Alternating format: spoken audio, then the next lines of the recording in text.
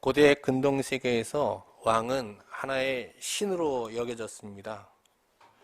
애굽인들은 애굽의 왕을 라라는 신의 아들이 성육화한 신적 인간으로 보았고요.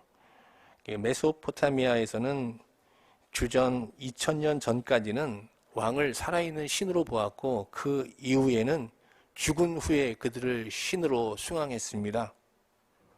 로마 제국도 아우구스투스 때부터 황제를 신으로 추앙하며 200년 이상 속국들에게 로마 황제 숭배를 강요하였죠. 인간 왕을 신격화시키는 일은 고대사에서만 일어나는 일은 아닙니다. 지금 우리와 휴전선을 맞이하고 있는 북한에서도 김일성, 김정일, 김정은 부자를 신격화시키려는 일에 골몰하고 있고, 러시아 일부에서는 푸틴을 신격화하려는 이런 웃지 못할 일이 벌어지고 있습니다.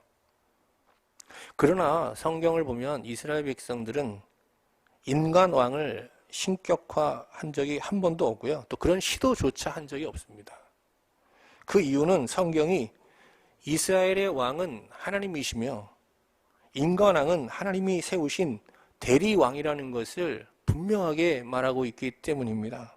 아울러 성경은 이스라엘 왕들에게 그들이 왕이기 전에 하나님의 종이 되어야 하며 그때에만 비로소 왕에게 부여된 사명을 온전히 감당할 수 있다라고 아주 엄중하게 경고하고 있습니다. 이스라엘이 하나님을 정식으로 이제 이스라엘 왕으로 모시게 된 것은 시내산에서입니다. 시내산에서 하나님과 언약을 맺는데 그 언약의 요지는 하나님은 그들의 하나님이 되시고 이스라엘은 하나님의 백성이 되는 것인데, 하나님이 그들의 하나님이 되신다는 건 왕이 되신다는 것입니다. 그런데 여러분, 우리가 이제 하나님을 왕으로 모신다 했을 때 이건 하나님의 배려죠. 물론 하나님이 친히 왕이 되시겠다 하는 이 배려에서부터 시작된 건데, 이걸 받아들인다는 것도 사실은 이게 어떤 지고한 신앙에 이르지 않으면 이걸 수용할 수 없는 겁니다. 왜 그런가 하면 인간은 아담 안에 있는 인간은 다 하나님 스스로 하나님처럼 되려 하고 스스로 왕이 되고자 하는 권력 지향의 본성을 갖고 있거든요. 그런데 하나님을 왕으로 모신다, 이건 자기 본성을 부정하는 겁니다. 자기 안에 있는 권력 지향의 본성을 내려놓고 하나님을 왕으로 수용하는 것이죠. 실제로 이스라엘은 하나님과 언약을 맺고 왕 없이 이 가나안 땅에서 이제 많은 주변국들의 위협 속에서도 하나님이 극히 제한적으로 고난을 위임하신 사사를 중심으로 하나님을 섬겼습니다. 왕 없이 이렇게 강성한 이 주변국들의 위협 속에서 존립할 수 있었던 이유는 사사들의 위대한 통치 때문에 그런 것이 아니라 하나님이 친히 이스라엘의 왕이 되셨기 때문이죠. 이스라엘의 마지막 사사는 엘리의 뒤를 이어 사사가 된 사무엘입니다. 사무엘은 사사로서 이스라엘을 다스리면서 하나님이 주신 이 권한이라는 것을 극히 제한적으로 사용했습니다. 전쟁 시에는 하나님의 전쟁을 수행하는 자로, 그리고 평상시에는 하나님의 법도에 따라서 백성들을 재판하는 그런 재판장으로서 극히 제한적으로 이제 권력을 사용하면서 이스라엘의 사사로서 이제 이스라엘을 다스렸는데, 이제 나이가 들자 더 이상 그 순회하면서 그 나라를 다스릴 수 없게 되었고요. 그래서 그의 두 아들을 대신 요엘과 아비야를 이제 이스라엘의 사사로 세웠는데, 이들은 아버지 사무엘과 달리 자기 이익을 위해서 뇌물을 받고 판결을 내리는 그런 불충한 자들이었습니다. 이에 이스라엘 장로들이 라마에 있는 사무엘에게 찾아와서 그들의 아들들이 사사로서 저지르고 있는 불의를 고발하면서 이제 이스라엘에도 다른 나라와 같이 인간 왕을 세울 때가 됐다고 말하면서 왕을 요구합니다. 사무엘은 왕의 다스림을 구하는 장로들의 요구를 못마땅하게 여기고 하나님께 기도하게 되는데요. 하나님께서 전혀 예상치 못한 두 가지 응답을 주셨습니다. 이스라엘의 장로들이 사무엘에게 와서 왕을 요구하는 것은 그가 사사되는 것을 반대하는 뜻이 아니라 하나님의 왕되심을 거부하고 사실은 하나님과의 언약을 파기하려는 이 불순종의 죄라는 거예요. 자, 한번 우리 8절을 같이 한번 볼까요? 7절을 보겠습니다. 7절 말씀 같이 볼까요? 시작. 여호와께서 사무엘에게 이르시되 백성이 내게 한 말을 다 들으라. 이는 그들이 너를 버림이 아니요 나를 버려 자기들의 왕이 되지 못하게 하려 함이니라.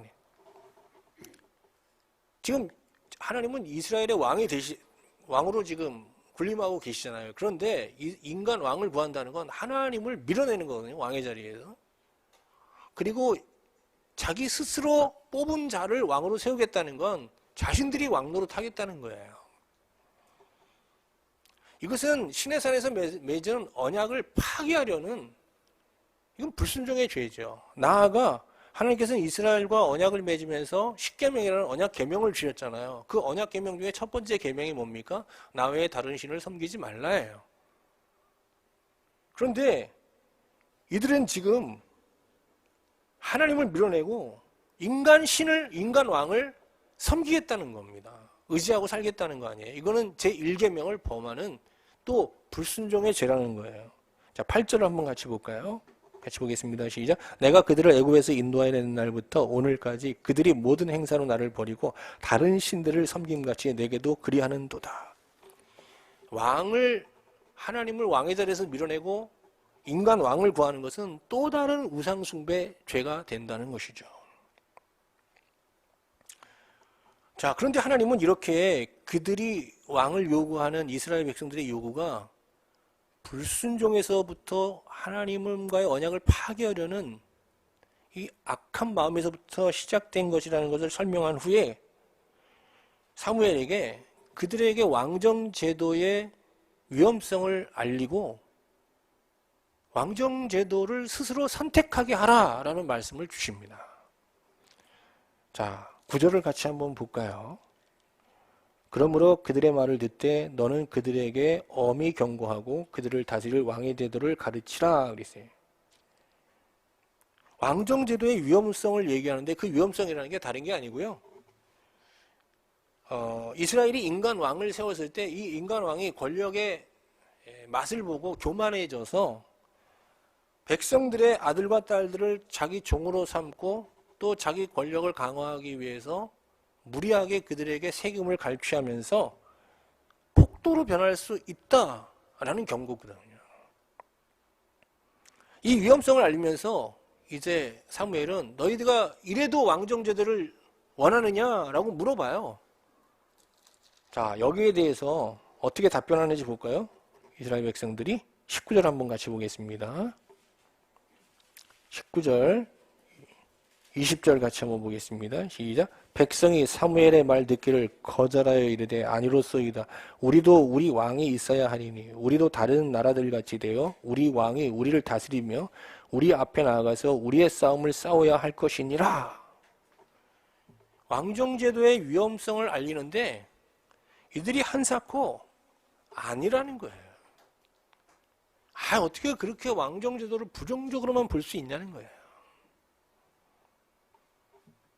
우리가 또 그런 사람을 뽑겠냐. 사람을 보고 뽑지. 이러면서 아무래도 상관없으니 어쨌든 이스라엘 왕을 뽑게 해달라라고 계속 요구하는 겁니다. 그래서 이제 사무엘은 하나님 앞에 나가서 이스라엘 왕을 구하게 되고 하나님께서 이스라엘의 초대 왕으로 이제 사울을 지목하신 겁니다. 그래서 왕정 제도가 시작되게 되는 거거든요. 자, 이스라엘이 선택한 왕 중에서 권력을 남용하여 백성들을 착취하고 속박했던 대표적인 왕은 누굴까요? 솔로몬입니다. 여러분, 우리가 솔로몬이 훌륭한 왕으로 알고 있는데요. 솔로몬은 사무엘이 경고한 이런 위험한 왕이 되고 말았습니다.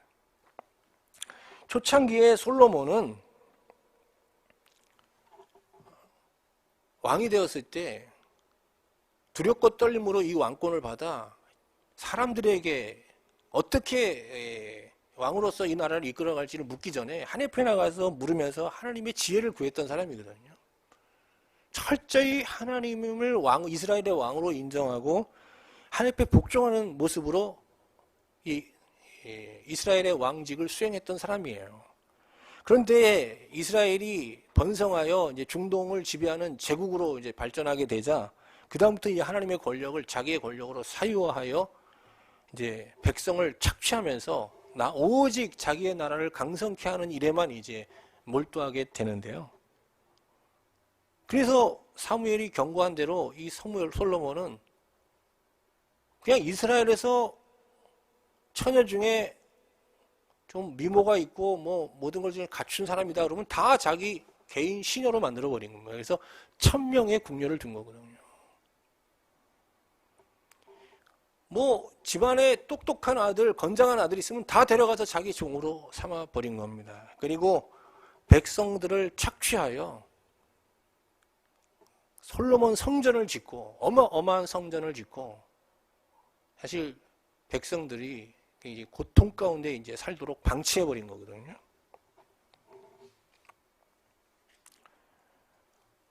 예, 이렇게 솔로몬이 이제 이룬 거대한 왕국은 그 아들 르호보암에게 넘어갑니다.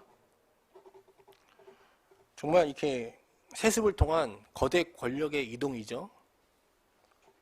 여로보암은 이제 아버지의 뒤를 이어서 이제 당시에는 이스라엘 제국입니다. 이스라엘 제국의 왕이 되었는데 이때 솔로몬의 항상 반기를 들고 솔로몬의 정책에 반대하던 여로보암, 그래서 애굽에 피신했던 여로보암이 올라옵니다. 그래서 자기 지지 세력과 함께 르호보암에게 와서 이제 솔로몬 때 백성들을 속박하고 또 세금을 매겼던 걸 좀 경감시켜주면 이제 자기 세력들이 다 르호보암을 지지하는 이제 지지하겠다는 약속을 하게 되는데 르호보암은 그를 돌려보내면서 3일 후에 오라고 합니다. 그리고 이 3일 동안 하나님 앞에 나아가 묻는 것이 아니라 이제 두 종류의 회의를 하게 되는데 먼저 솔로몬의 원로들을 모아서 회의를 합니다. 그랬더니 솔로몬의 원로들은 솔로몬 때 우리가 너무 가혹하게 백성을 다스렸다. 이제 당신의 백성을 친절하게 대해주며 백성을 기쁘게 하면 백성들도 왕을 기쁘게 할 것이다 라고 하면서 우리가 말하는 보통 이제 백성을 위한 정치, 민주정치를 하라라고 이제 권면한 겁니다. 그 얘기를 듣고 이제 르호보암은 다시 자기 동료들, 그러니까 귀족 2세들이죠. 2세들을 모아서 또 회의를 합니다. 어떻게 했으면 좋겠냐 했더니 이 백성들의 요구를 들어주면 이제 백성들이 왕을 업신여기게 될 것이다. 이참에 당신의 강력한 리더십을 보여줘야 된다. 아버지 솔로몬보다 더 강력하게 이 백성을 다스려야 된다라고 권면합니다. 3일 뒤에 르호보암은 여로보암과 그의 지지 세력들을 다 부르고 백성들에게 이제 자기 정책을 선포하는데요. 이렇게 말합니다. 아버지의 허리보다 내 새끼손가락이 더 굵다. 아버지 때보다 너희를 더 무거운 멍에로 다스릴 것이다. 아버지는 가죽 채찍으로 너희들을 쳤지만 나는 정갈 채찍으로 너희들을 칠 것이다 라고 하면서 공포 정치를 이제 펼쳐나갔습니다. 이로 인해서 이제 이스라엘은 북이스라엘과 남유다로 분열되고 맙니다. 여러분 이 르호보암을 보면서 누가 연상되죠? 김정은이 연상되죠.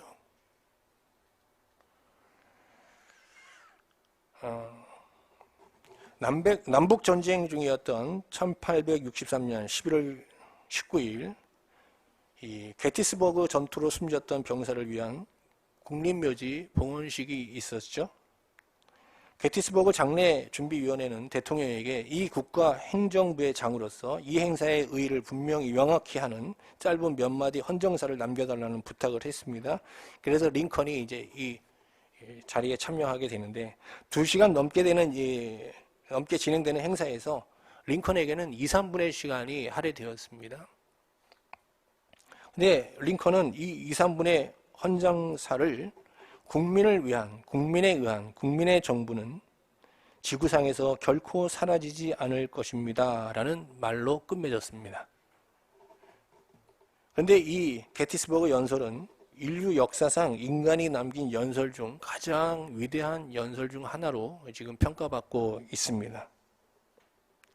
그는 이 연설에서 권력은 국민을 위한, 국민에 의한, 국민의 권력이라고 정의하였습니다.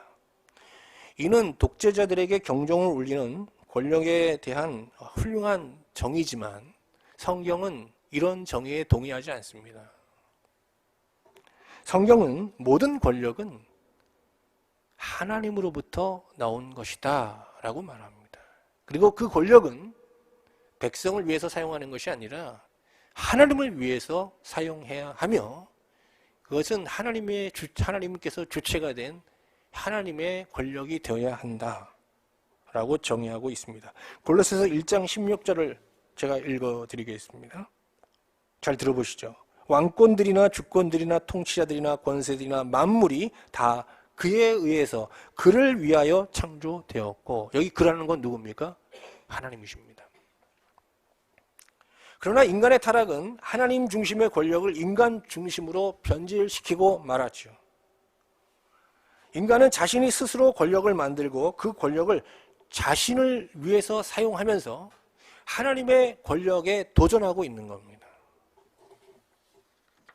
왜 사람들이 창조론을 믿지 않습니까? 왜 진화론을 고집합니까? 창조론을 인정하면 이 세상이 하나님이 지으신 거고 하나님의 것이기 때문에 하나님의 권력을 인정해야만 하는 겁니다.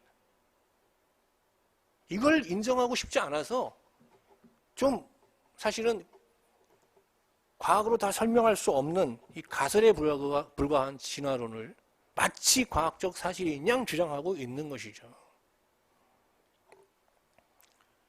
모든 인간은 나름대로 다 누구든지 권력을 갖고 있습니다. 그리고 그 권력을 더 키우고 그 권력을 사용하려고 하는 의지가 강렬한데 니체는 이 같은 것을 권력의 의지라고 얘기했죠. 그리고 이것을 선이라고 했습니다. 선. 그러나 하나님 아들 예수 그리스도는 십자가에서 인간에 의한 인간을 위한 모든 권력을 다 해체시켜버렸습니다. 자, 골로새서 2장 15절 말씀을 제가 읽어드리겠습니다. 통치자들과 권세들을 무력하여 드러내어 구경거리로 삼으시고 십자가로 그들을 이기셨느니라. 십자가로 인간 중심의 권력을 해체시켜버렸다는 거예요. 다시 말하면 예수님은 십자가에서 우리 안에 있는 스스로 하나님이 되고 왕이 되려고 하는 권력 지향의 이 본성을 해체시켜버렸다는 거예요.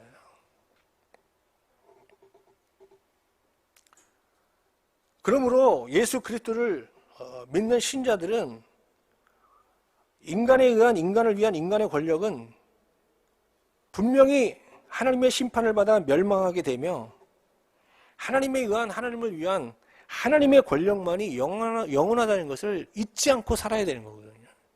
그래서 자기에게 주어진 이 권력이라는 것을 극대화시키는 게 아니라 하나님의 뜻에 입각하여 최소화시켜 하나님을 위해서 사용해야 되는 거예요.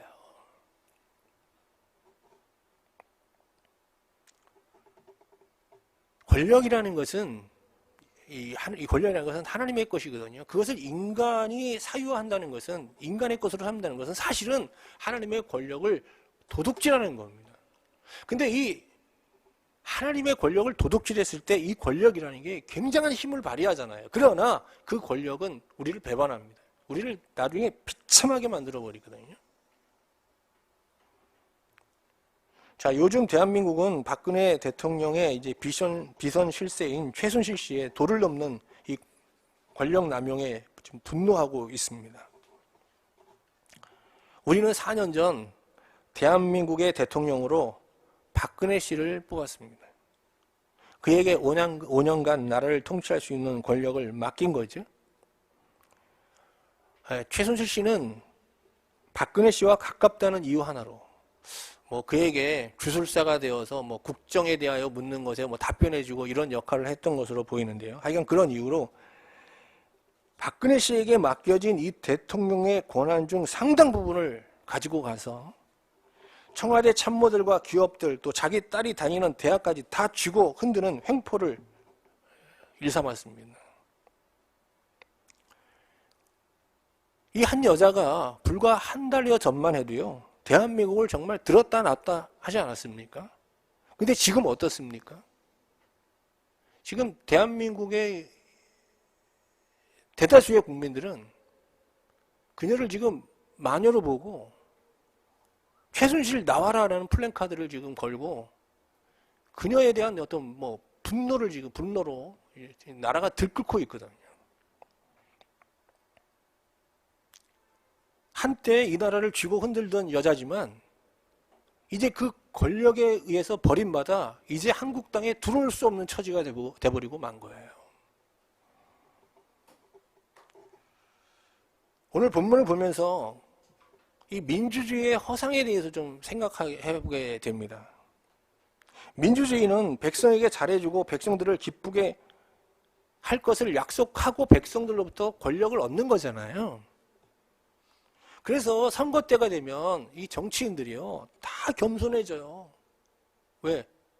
이 권력이 백성에게 있다는 거예요. 그래서 국민들한테 한 표 주십시오, 주십시오 하면서 굉장히 겸손해져요. 그래서 국회의원이 되고 대통령이 되면 근데 어떻게 됩니까? 이 권력을 바로 사유화하여 백성을 바로 짓밟기 시작합니다. 근데 백성들은 이게 반복되는데 잘도 속아요.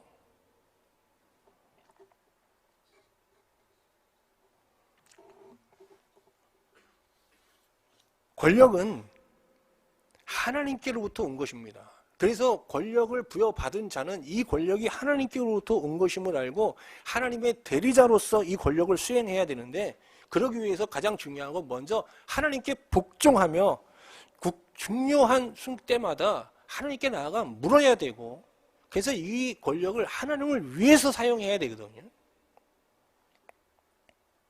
다윗이 그랬습니다. 다윗은 하나님께 선택을 받아 기름 부음 받은 왕이 되었는데요. 그가 잘하는 거는 누구랑 의논하기 전에 먼저 하나님 앞에 나가 엎드리는 겁니다. 그리고 그에게 그 옆에는 항상 선지자들이 있어서 선지자가 하나님 말씀을 전할 때 이 선지자들의 말에 귀를 기울였던 거예요, 다윗은.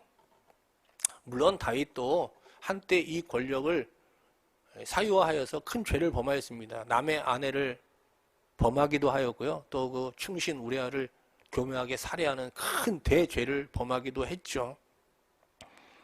그러나 이후 정말 뼈가 녹는 듯한 회개 기도를 통해서 하나님의 용서와 긍휼을 받고, 그는 마지막 하나님 옆에 부름받는 그날까지 말락 엘로힘을 외쳤거든요. 말락 엘로힘이라는 게 뭔가 하면 말락, 다스리다, 엘로힘은 하나님입니다. 이스라엘의 하나님은 내가 아니라 하나님이다라는 많은 다수의 하나님 즉위시라고 해요. 이 즉위시를 만들어서 백성들에게 부르게 하고 친히 자신들이 왕으로서 자기는 왕이 아니고 하나님이 이 나라의 진정한 왕임을 백성들 앞에서 노래하고 선포했던 겁니다.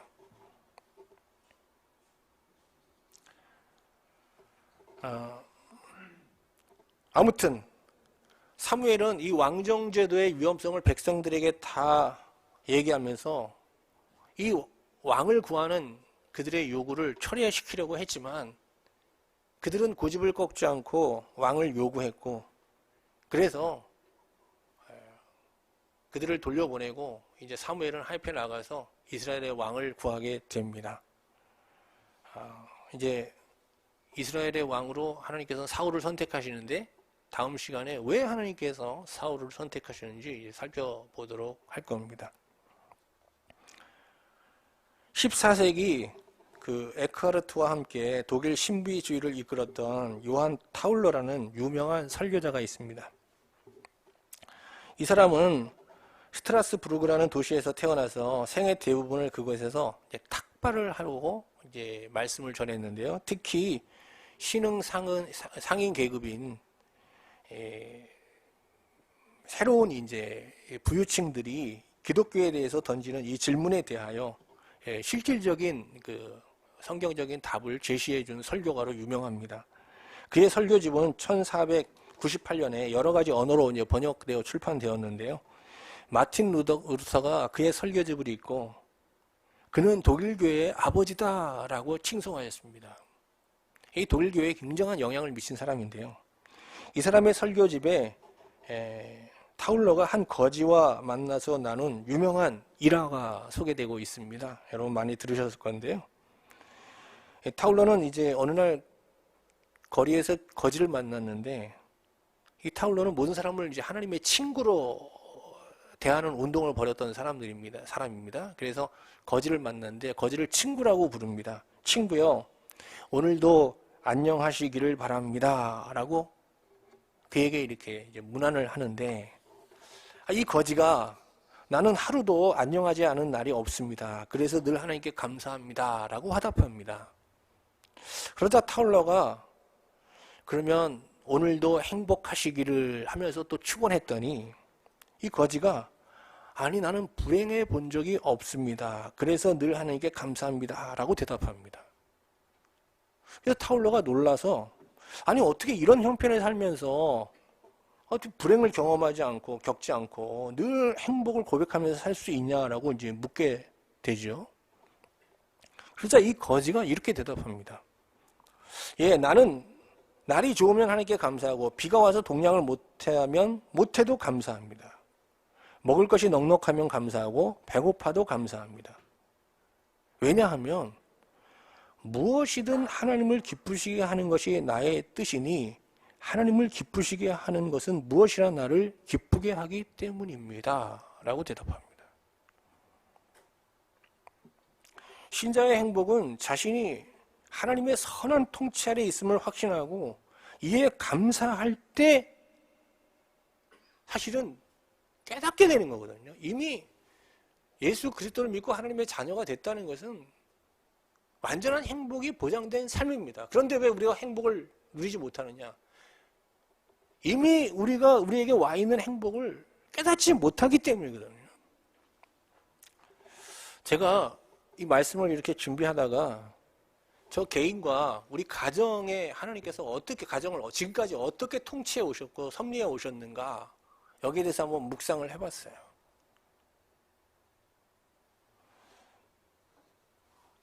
하나님께서 우리를 어떻게 통치하셨나, 어떻게 지금 다스리고 계신가라고 이렇게 묵상을 하는데 세 개의 단어가 떠올랐습니다. 하나님께서 우리 가정을 선하게 인도하신다는데 그 앞에 수식어가 세 개 있습니다. 너무. 저도 그렇고 우리 가족도 참 부족한 게 많은데 하나님께서 지금까지 우리를 어떻게 인도하셨나 보니까 너무 선하게 인도해 주신 거예요. 그거를 이렇게 깨닫고 나니까 갑자기 큰 행복감이 제 마음과 영혼을 확 휩싸는 것을 경험했어요. 그래서 제가 계속 웃고 있는 거예요. 아무것도 달라진 게 없잖아요. 그런데 이 타울러를 만난 거지는 이러한 행복감을 평생 누리고 있었던 거예요.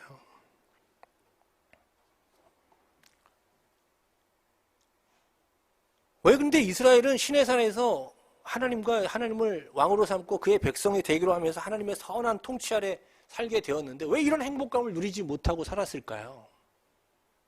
여기에 대해서 이제 좀 고민해 봤어요. 그리고 이렇게 사무엘 때 그들은 결국은 왕을 요구하고 있거든요. 근데 이 사람들이 어떤 사람들인가 하면 얼마 전에 우리 지난주 보았죠. 블레셋과의 전투에서 이제 완전히 멸망하게 되자 그 앞에서 하나님 앞에 회개하며 하나님의 도움을 구하며 미스바에서 회개 운동을 하고 하나님의 큰 도움을 받고 에베네셀이라는 돌을 세웠던 사람들은 아니에요. 하나님께서 지금까지 우리를 도우셨다 그러면서. 근데 이 사람들이 지금 이 몇십 년 사이에 마음이 변해서 하나님을 왕의 자리에서 밀어내고 지금 인간 왕을 구하고 있는 겁니다. 왜 이렇게 되었을까 하는 거예요. 하나님의 통치를 받는다는 게 꼭 좋은 일만은 아니기 때문에 그래요. 하나님의 통치를 받을 때 우리가 겪어야 될 고통이 있어요. 아주 극한 고통이에요. 저도 겪고 있고 여러분도 겪고 있는 거예요. 뭘까요? 하나님은 사랑의 하나님이시면서 동시에 공의의 하나님이세요. 이 공의가 문제예요, 공의가. 하나님께서 우리를 사랑으로만 다스리면 하나님 왕으로 모시고 사는 거 좋죠. 왜 우리가 굳이 왕이 되려고 하겠어요? 그런데 하나님은 사랑으로만 우리를 다스리는 게 아니라 공의로 다스리거든요. 자, 공의라는 게 뭐냐? 불의를 용납하지 않는 거예요.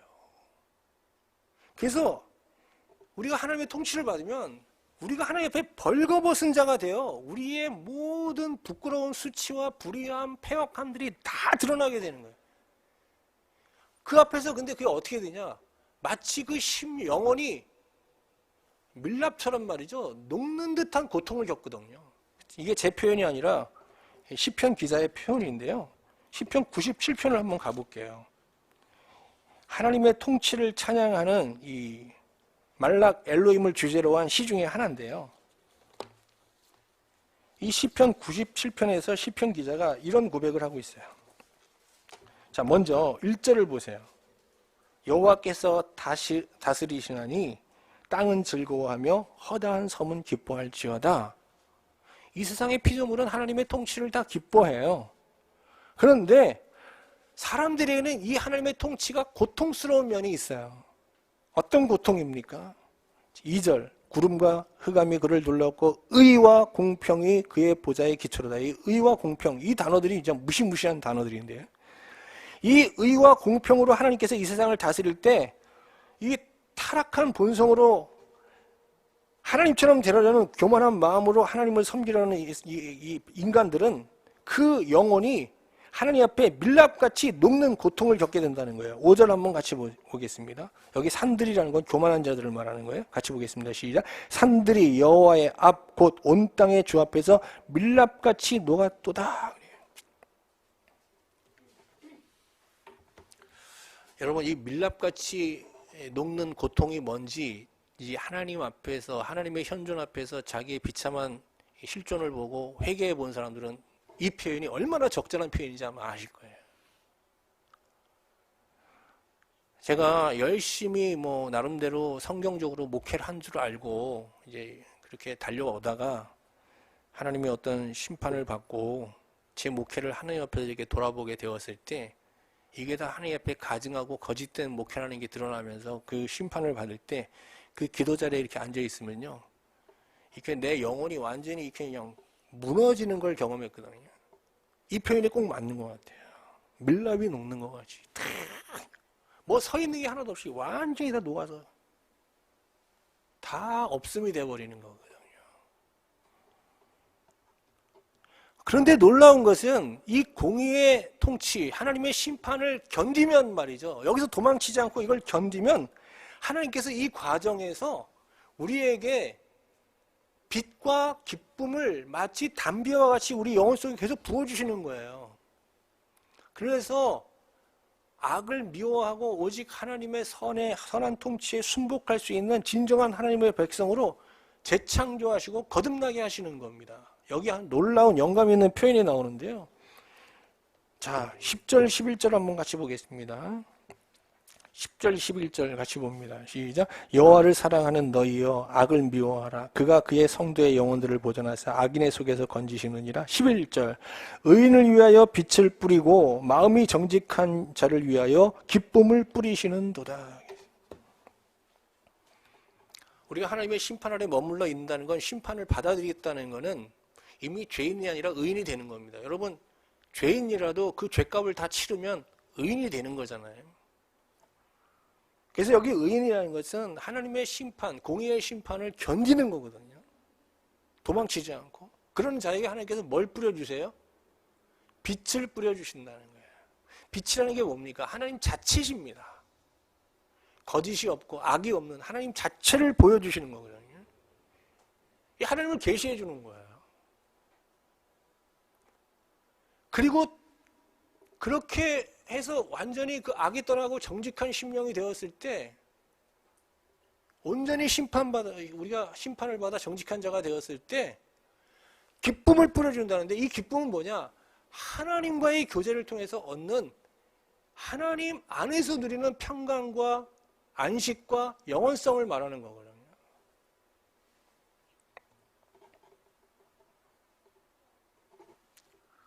그래서 어떻게 됩니까?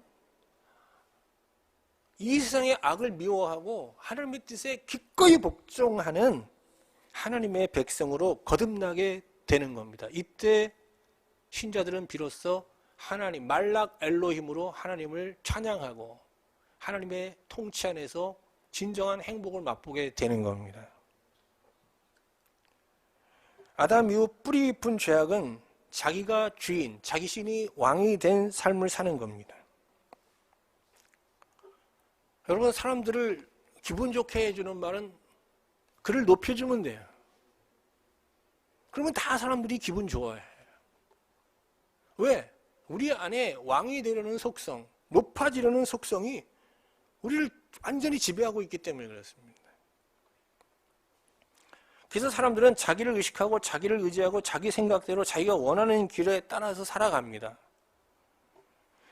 이런 사람이 하나님을 믿으면 하나님의 일도 자기가 주체가 되어 자기 생각대로 자기 방식대로 해나가면서 늘 분쟁을 일으켜요. 심지어 뭔가 어려운 일이 생기면 하나님을 자기의 어떤 계획에 이용하려 들기까지 하죠. 그런데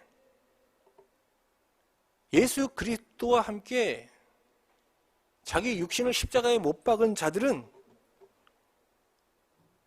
권력지향의 본성, 자기가 왕이 되고 자기가 중심이 된 삶의 굴레에서 완전히 벗어나서 권력에 대한 욕심, 욕구를 다 내려놓고 이걸 하나님부터 받은 것으로 이제 이해하면서 그 권력을, 자기에게 주어진 권력을 하나님을 위해서 하나님을 주체로 하여 사용하는, 그래서 그 인생이 자기를 위한 인생이 아니라 비로소 하나님을 위한, 하나님에 의한 인생을 살게 되는 겁니다. 근데 하나님은 사랑이시거든요. 그래서 우리가 하나님을 위해서 산다는 것은 이 세상에 있는 사람들을 하나님의 사랑으로 대하면서 사는 거예요.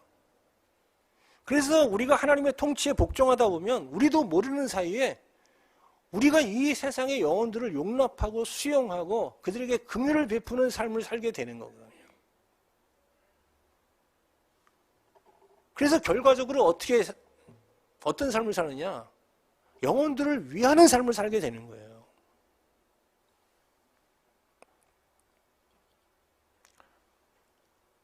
오늘 말씀을 보면서 저는 이 세 가지 기도 제목을 갖고 여러분과 함께 기도하고 싶습니다. 첫 번째는 우리가 예수를 믿고 이제 하나님의 백성이 된 자로서 말이죠. 우리 안에 이 권력장의 이 본성, 타락한 이 본성, 하나님이 주신 권력을 도둑질하여 하나님의 권력을 나를 위한, 나에 의한, 나의 권력으로 삼으려는 이 타락한 본성을 완전히 하나님의 십자가에 못 박고 정말 이제는 이 권력을 하나님의 권력으로 왕이 아닌 정말 사사로서 대리자로서 행사하며 살 수 있기를 기도하기를 소망합니다. 두 번째는 하나님의 통치 안에서 정말 기뻐하고 만족해하는 말락 엘로힘으로 하나님을 찬미하는 주의 백성이 되기를 소망합니다. 말락 엘로힘. 말락이라는 건 다스린다는 말이죠. 하나님이 다스린다. 엘로힘. 그래서 이 고백 속에서 이제는 나를 위해 나의 의한 나의 인생을 내려놓고 정말 하나님을 위한 하나님의 의한 하나님의 인생을 여러분과 제가 살아낼 수 있기를 소망합니다. 그리고 마지막으로 기도하고 싶은 것은 우리가 그동안 하나님의 권력을 도둑질하여 지배하고 착취하고 우리가 업신여겼던 사람들한테 참여하는 기회가 되었으면 좋겠습니다. 저도 저에게 주어진 이 권력으로 자녀들을 함부로 대했던 기억들이 납니다. 교회에서 크지 않은 교회지만 이 교회에서 주어진 또 목회자에게 주어진 권력이 있는데 이 권력을 하나님께 묻지 않고 자의적으로 사용했던 부분들도 기억이 납니다. 이런 것들을 하나하나 들춰내면서 하나님 앞에 엎드려 정말 회개하며 이제 그들을 하나님의 마음으로 하나님의 사랑으로 우리에게 주신 이 권력을 하나님의 권력으로 왕같은 모습이 아니라 사사와 같은 모습으로 사용할 수 있기를 기도했으면 좋겠습니다.